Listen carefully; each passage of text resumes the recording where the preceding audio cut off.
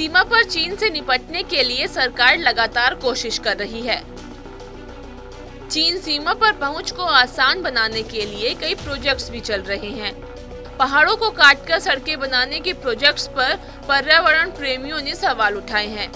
ऐसी ही एक याचिका को लेकर केंद्र सरकार ने सुप्रीम कोर्ट में अपने प्लान की सारी जानकारी दी।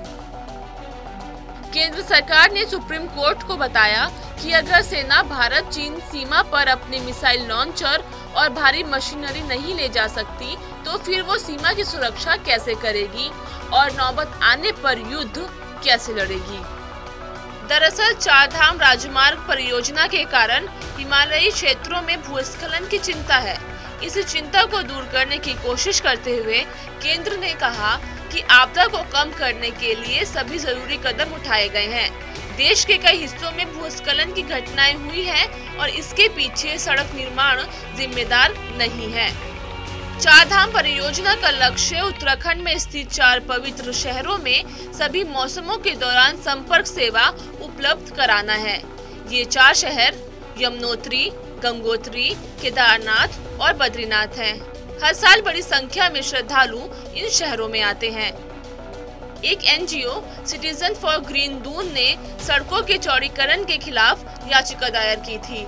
सुप्रीम कोर्ट ने पहले के आदेश में क्षेत्र में भूस्खलन कम करने के लिए उठाए गए कदमों पर लिखित ब्यौरा देने को कहा था।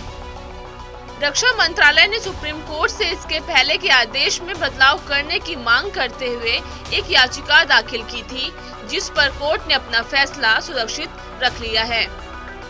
केंद्र की ओर से पेश अटॉर्नी जनरल के वेणुगोपाल ने कहा कि भारत चीन सीमा पर हालिया घटनाक्रमों के चलते सेना को बेहतर सड़कों की जरूरत है। उन्होंने कहा कि सीमा के उस तरफ चीन ने हवाई पट्टियों, हेलीपैड, सड़कों के साथ रेलवे लाइन नेटवर्क का भी निर्माण किया है।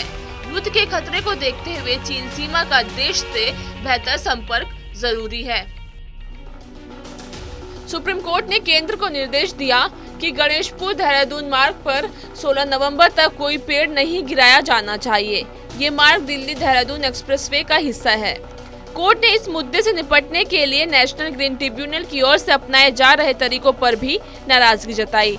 अदालत ने कहा कि एनजीटी आजकल जिस तरह के आदेश पारित कर रहा है वो बिल्कुल भी संतोषजनक नहीं है। कोर्ट ने कहा कि हम मामले की सुनवाई करेंगे और याचिका को एनजीटी के पास भेजने के बजाय इसका निपटारा करेंगे। वहीं चीन सीमा का देश से बेहतर संपर्क जरूरी है, लेकिन सड़क निर्माण के दौरान सरकार को देखना होगा कि पर्यावरण से कोई खेल ना हो।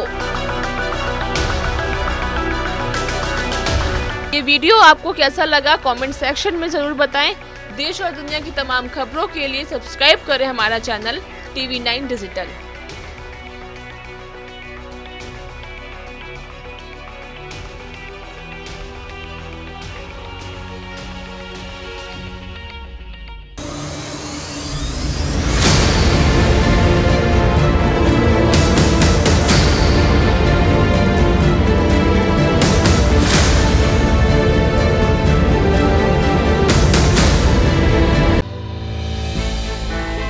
हमने की गलती फिर एक बार, कोरोना ने किया दोबारा प्रहार। मास्क, 2 गज दूरी, करें अपनी सुरक्षा पूरी। कोरोना टीका हम सबको लगाना है, मिलकर साथ समझदारी से कोरोना को हराना है।